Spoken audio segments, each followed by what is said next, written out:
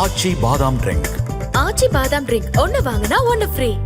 இந்த மக்கள் தமிழ்நாட்டில் 324 சமுதாயங்கள், வேற மாதிரி சொல்லணும்னா சாதிகள். சித்திரை முழுநிலவு மாநாட்டில் கூட நீங்கள் பேசும்போது என் உயிர் இருக்க வரைக்கும் இந்த ஊமை சனங்களுக்காக நான் உழைப்பேன் அப்படின்னு. ஊமை ஜனங்கள்லாம் தமிழ்நாட்டில் இருக்கிற மக்கள், அதில் அடங்கியது தான் வன்னிய மக்கள். அதனால் வன்னியர் உட்பட எல்லா ஜாதியும் தான். இப்போ 20% இடஒதுக்கீடு கலைஞர் கொடுத்தாரு. அதில் பார்த்தீங்கன்னா 108 சமுதாயங்கள் அதில் பயனடைகிறாங்க. என்னால் முடிஞ்ச அளவுக்கு இங்கே சமூக நீதியை ஏற்படுத்துறதுக்காக என்னுடைய உழைப்பை, என்னுடைய வாழ்க்கையவே நான் அதுக்காக கொடுத்துருக்கேன் அப்படிங்கிற விஷயங்களை சொல்கிறீங்க. உங்களுக்கு இன்னைக்கு பார்க்கும்போது 85 வயசுல ஒரு திருப்தி ஏற்பட்டிருக்கா? ரொம்ப கீழே இருந்த மக்கள், குடிசையில் இருந்த மக்கள் இப்போ ஒரு வீடு கட்டின்னு இருக்காங்க.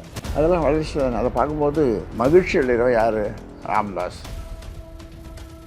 இன்னும் உங்களுடைய கனவுனா என்னங்கய்யா? தமிழ்நாட்டில் இருக்க மக்கள், எல்லா மக்களும், எல்லா சமுதாய மக்களும் ஒரு சமநிலைக்கு வரணும். அதற்கு முதல்ல செய்ய வேண்டியது கல்வி. அம்பானியினுடைய குழந்தை இருக்குன்னு வச்சுக்கோங்க, அவங்களுக்கு என்ன மாதிரி கல்வி கிடைக்குதோ அது இங்கே இருக்கிற குப்பன் சுப்பரனுடைய குழந்தைக்கும் கிடைக்கும்.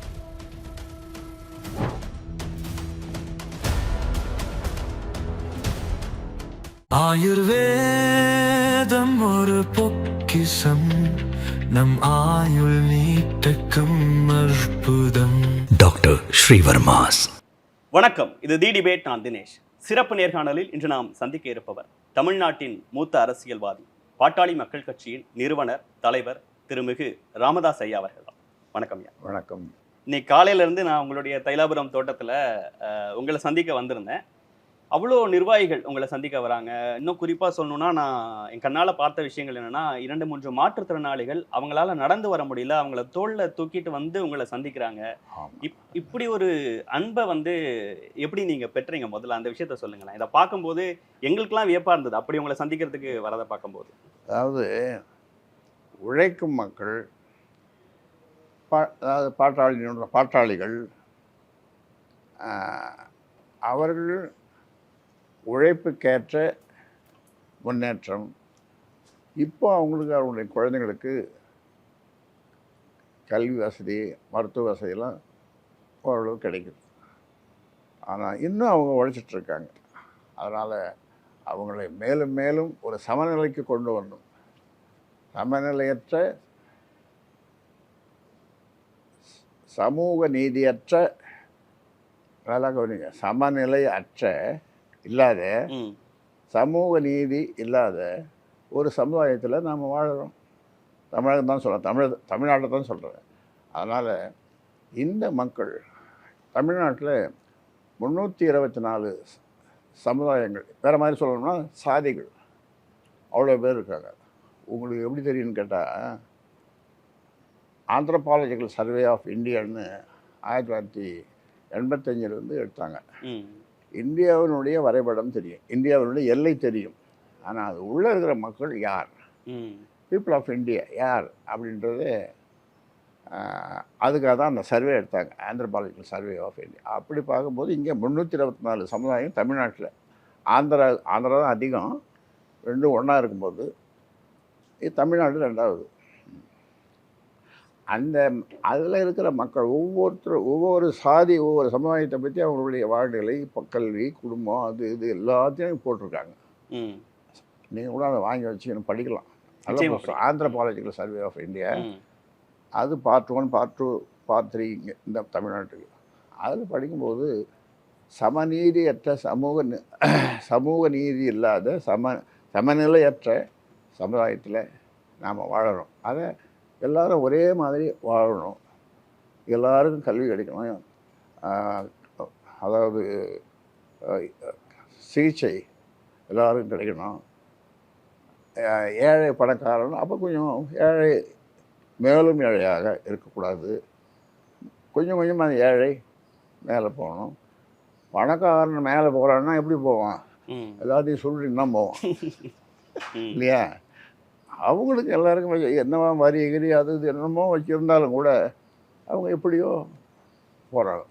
அதை பற்றி நமக்கு கவலை கிடையாது. ஆனால் என்னுடைய எண்ணம், இந்த ஏழைகளை மேலும் ஏழையாக்காமல் கொஞ்சம் மேலே அப்படியே போயிடணும். சித்திரை முழுநிலவு மாநாட்டில் கூட நீங்க பேசும்போது என் உயிர் இருக்க வரைக்கும் இந்த ஊமை சனங்களுக்காக நான் உழைப்பேன் அப்படின்னு. ஊமை ஜனங்கள்லாம் தமிழ்நாட்டில் இருக்கிற மக்கள், அதில் அடங்கியது தான் வன்னிய மக்கள். 324 ஜாதியில் ஒரு ஜாதி வன்னியர் ஜாதி, வன்னியர். அதனால் வன்னியர் உட்பட எல்லா ஜாதியும் தான். இப்போ 20% இடஒதுக்கீடு கலைஞர் கொடுத்தாரு. அதில் பார்த்தீங்கன்னா 108 சமுதாயங்கள் அதில் பயனடைகிறாங்க. 108 இப்போ ஒரு 115 ஆக்கியிருக்காங்க. அதனால் எல்லாரும் வாழணும், எல்லாம். அதாவது அதுதான் அப்போவே ஒரு புலவர் சொல்லி வச்சுருந்தாரு. அது குலத்தை பற்றி சொல்லும்போது ஒன்றே குலம் ஒருவனே தேவன்.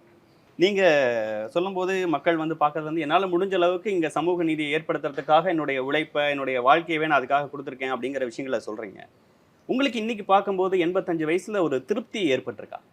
அதாவது அதுக்கு முன்னால் பார்த்தா ரொம்ப கீழே இருந்த மக்கள், குடிசையில் இருந்த மக்கள் இப்போ ஒரு வீடு கட்டின்னு இருக்காங்க.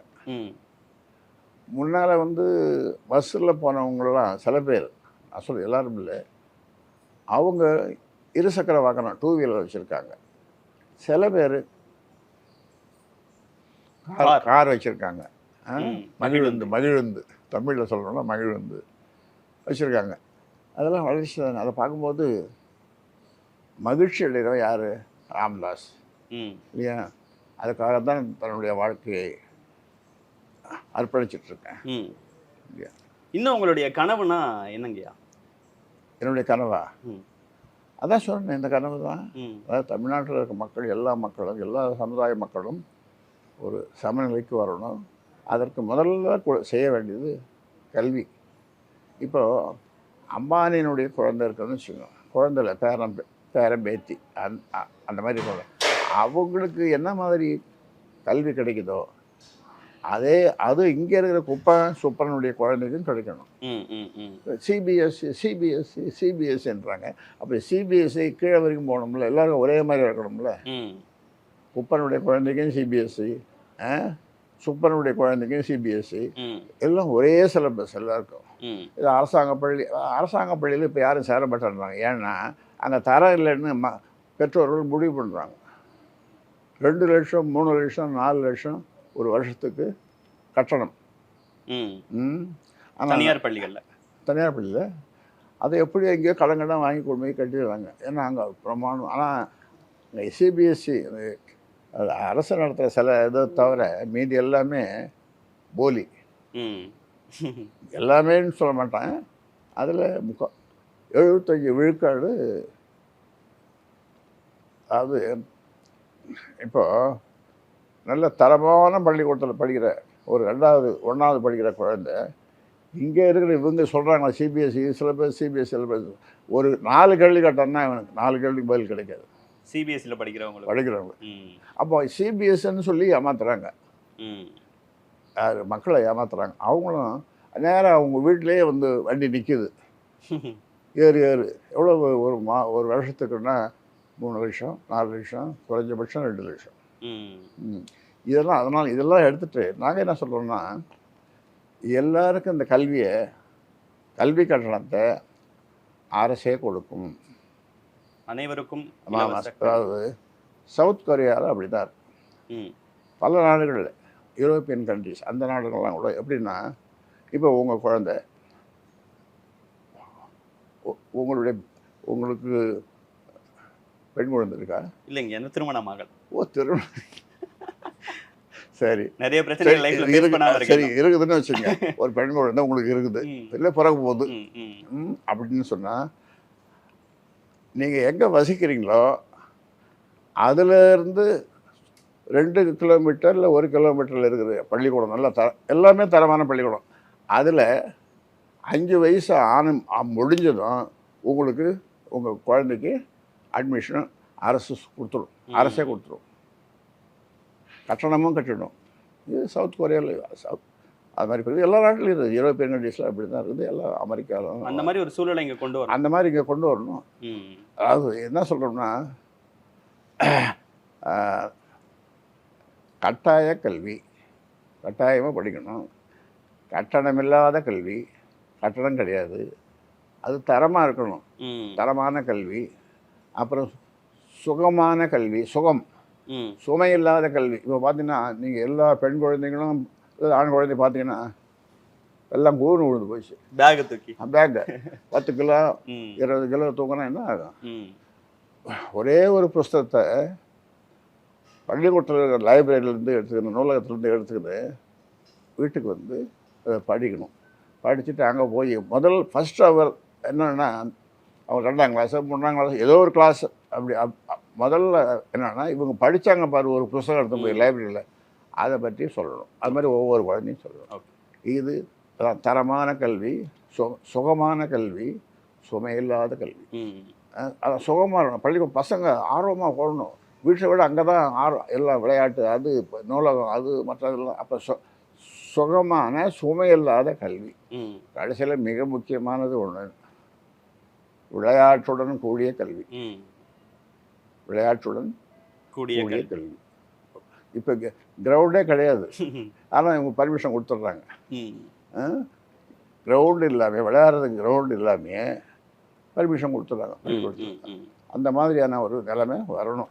ஏன் வர முடியாது? நிச்சயமா முடியும். நீங்க சொன்ன மாதிரி தமிழ்நாட்டுக்காக இவ்வளவு விஷயம் பண்ணிருக்கீங்க. சமூக நீதிக்காக, ரிசர்வேஷனுக்காக, தமிழ்நாட்டு மக்களை உயர்த்தத்துக்காக பல்வேறு விஷயங்கள் பண்ண தமிழ்நாட்டோட ஒரு மூத்த அரசியல்வாதி. வருடந்தோறும் நிழல் நிதிநிலை அறிக்கை வெளியிடக்கூடிய ஒரே தலைவர் தமிழ்நாடு.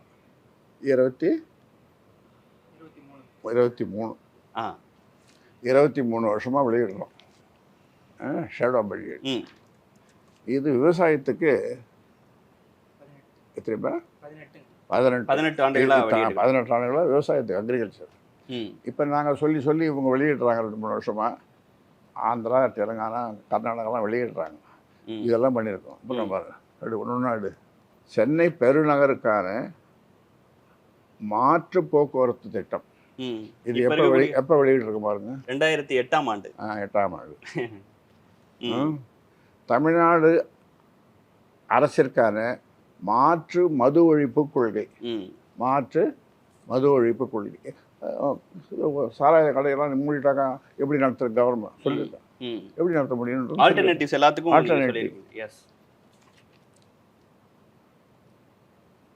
தமிழகத்தில் வேளாண்மை ஊரக வளர்ச்சி பயனுள்ள மாற்று திட்டம். தமிழகத்தில் இளைஞர்கள் மறுமலர்ச்சி. இளைஞர்கள் தான் அந்த நாட்டினுடைய முதுகெலும்பு. வயசாக 80-90 வயதில் சில முதுகெலும்பு, ஆனால் இளைஞர்கள் தான் முதுகெலும்பு, நாட்டினுடைய முதுகெலும்பு. அவங்களுக்கு தமிழகத்தில் இளைஞர்கள் மறுமலர்ச்சி பயனுள்ள ஒரு அணுகுமுறை. அவங்களுக்கு கூட என்ன செய்யணுன்றது சொல்லியிருக்கோம். பாருங்க, இசையின் இசை தான். அதே மாதிரி இந்தியாவின் ஆதி இசை தமிழ் இசையே. இந்தியாவின் ஆதி இசை தமிழ் இசையே. ஆமாம்.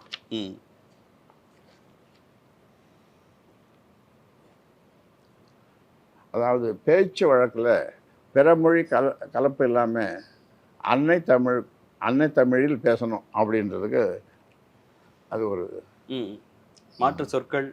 ஆமாம். நீங்கள் இப்போ பேசும்போது கூட காருக்கு பதிலாக மகிழுந்துன்னு தான் பேச ஆரம்பிச்சிங்க. இப்போ ஊடகம், மீடியா, அறமும் அரசியலும். அறமும் அரசியலும் தானே. இப்படி தொடர்ந்து இது 100 வினாக்கள் 100 கேள்விகள் இப்போ கேட்குறீங்களா என்ன, அதுக்கு விடைகள். அப்புறம் சொல்லு, ஊடக தர்மம் தானே எங்களுக்கெல்லாம் தேவைப்படக்கூடிய ஊடக தர்மம்.